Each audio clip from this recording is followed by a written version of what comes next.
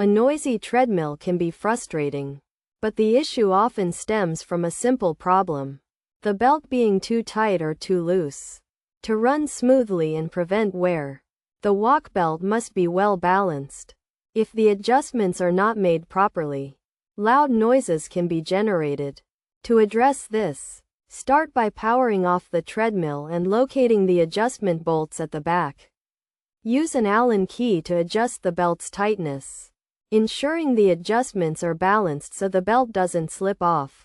Another common cause of noise is a faulty motor, which can become clogged with dust, hair, and lint over time. To fix this, clean the motor and remove any blockages. If the motor is old and worn out, it may need to be replaced. By following these steps, you can identify and fix the issue, reducing the noise and extending the life of your treadmill. Regular maintenance, including cleaning and adjusting the belt, can help prevent problems and keep your treadmill running smoothly.